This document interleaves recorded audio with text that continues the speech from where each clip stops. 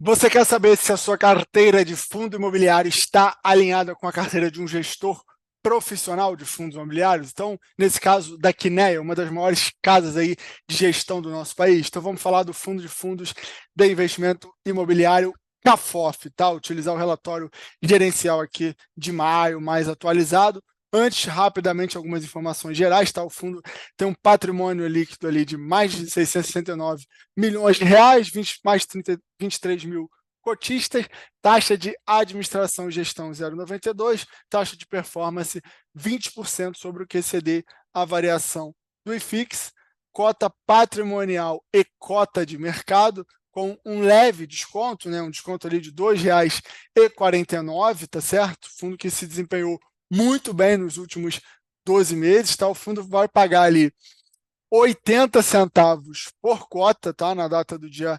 14/6, né? Gestora Quineia, tá? Uma das grandes casas aí, tem um grande multimercado, né? Se você gosta de investimentos como eu, você já deve ter visto aí o pessoal lá, o Marcos Freire, o Rui Alves, dando entrevista aí em podcast, os caras são muito bons realmente, tá? Esses são do multimercado, né? Então, vamos lá, pessoal. Em maio, tá, o IFIX teve uma ligeira queda de 0,02, né, praticamente estável. Tá? Chama a atenção aqui o segmento agro, que se destacou, né, um retorno ali de mais 4,47, sobretudo no Betal, o Risa e o Quasar, tá certo? Tem vídeo aqui no Betal do canal, tá? Essa semana que a gente vai lançar, já lançou coisa de poucos dias, tá? Uma das posições do CAFOF é o Bresco, né? O BRCO 11. Então a gente vai ver com mais detalhe toda a carteira. Fica aí, a gente dá um print nessa tela. A gente vai chegar lá, tá? Mas ele comenta, né, sobre a questão das enchentes, né, no Rio Grande do Sul, a exposição que ele tem. Então tem o Bresco com 5% da receita, né? É, imobiliária que foi afetada, né, um período aí de inundação, atividade suspensa, porém ainda está se apurando aí o dano e os possíveis impactos econômicos financeiros, tá certo? Outro ativo que também eles têm, né, o CPSH, que tem vídeo recente no canal. Eu vou deixar o link aqui para vocês assistirem, tá? O novo fundo de shopping da Capitânia, ele tem dois ativos no Rio Grande do Sul, o shopping Praia de Belas, tá? Que é do Iguatemi, e o Shopping Outlet Novo Hambúrguer, tá? Representa ali 16,2% da receita imobiliária, já um impacto bem mais significativo. Enfim, em resumo aqui, apesar disso, ele diz que está confiante na tese, acredito que mantém ainda, né, a posição, tá certo? Outra novidade aqui já da carteira, rapidamente, foi a aquisição de um CRI, tá, de médio risco, né? Então ele não foi um fundo de CRI, foi um CRI diretamente indexado ao CDI, que a gente vai ver também com mais detalhes na carteira, né? Então ele está aí 86,4 alocado no seu core business, que são fundos imobiliários, né? Então, para isso você investe no CAFOF, né? Teoricamente você entrega o dinheiro e o gestor vai escolher para você qual fundo comprar, né? Então, um dividend yield de 10,32%, tá? Anualizado. Então, aqui um pouco das movimentações, né? Em shopping, renda urbana. Queria chamar aqui a atenção a reserva, né, acumulada de 16 centavos ainda. Ele deu um guidance pelo menos até dezembro ali de 24, que provavelmente oscilando entre 70 a 80 centavos, né, começando ali, mais provável que seja 75 centavos até dezembro de 2024. Claro que novos ganhos de capital podem surgir e ele pode, né, jogar esse 75 aqui mais para a faixa lá do 80. Né? Você vê que nesse mês aqui de maio, né, que é o mês que a gente está analisando, o resultado, né, teve um impacto positivo ali de receita financeira, provavelmente ainda fruto, né, de caixa e de ganhos de capitais anteriores, né, e também, né, a receita com CRI diretamente, que ele agora passou a integrar a carteira, e ganho de capital de 12 centavos. Né? Não dá para a gente contar sempre com ganho de capital, mas espera-se sim que de tempos em tempos haja ganhos de capital em um FOF naturalmente. Como eu tinha comentado lá em cima, o rendimento da cota patrimonial nos últimos 12, 14,45, na cota de mercado 20, 2,30%, né? Então, ele se desempenhou realmente bem. Esse ano a cota de mercado caiu um pouco, corrigiu um pouco, a cota patrimonial subiu 1,5%. Tá? Então, o fundo ele vem pagando 80 centavos desde setembro de 23, né?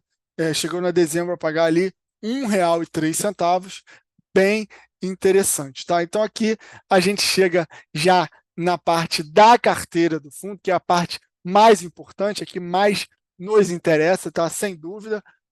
Então, ele está ali 86,4 em fundos imobiliários, né? 4,5 em LCI, 4,5 em caixa, né? Que ele separou LCI em caixa, ele está enxergando aqui a LCI como um investimento à parte, claro, né? Caixa, até para nosso, né, investimento, você tem caixa geralmente num tesouro, enfim, numa coisa mais conservadora direta do CDI. E o LCI também como uma receita financeira que, diga-se de passagem, está sim atrelado ao segmento imobiliário, né, logicamente. Então, 4,5 em CRI, 4,5 em LCI, todos ativos ali de crédito, né, do segmento imobiliário. Por estratégia, ele considerou 44,4 tática, 46,5 imobiliária, e como eu falei, né, essa questão ali de caixa e LCI, tanto é que ele colocou aqui caixa mais LCI de 9,1. LCI, né, tem um prazo, e o caixa geralmente ele consegue utilizar mais, mas os prazos da LCI geralmente não são tão longos, né, então ele considera ali tudo, né, tanto o caixa como o LCI, como ativos líquidos, vamos dizer assim, embora o caixa seja mais líquido do que o LCI. Tá? Então, aqui, o segmento já da carteira, né, já com o CRI ali de 4,5, então 4,5 de caixa, 4,5 de LCI, 4,5 de CRI, e você tem, além do CRI, você tem os fundos imobiliários de CRI, corresponde a quase 30 aqui, né, 29,8. Posições relevantes também em shopping, quase 20, logística 17,3, escritório 8,6, os demais aí, como vocês estão vendo. Né? Então está aqui, né, foi o CRI da Iven, que é uma grande construtora, inclusive com ações negociadas em bolsa, tá? Vencimento em novembro de 28, a CDI mais 2,55. Né? Então, médio risco, realmente.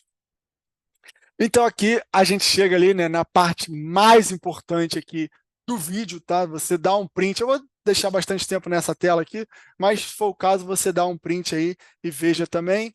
A gente ainda vai falar um pouco do desconto do valor patrimonial, mas está aqui o principal, né? A principal posição com quase 10%, né? Uma baita aposta, com 9,79% no LVBI, um fundo de logística, né?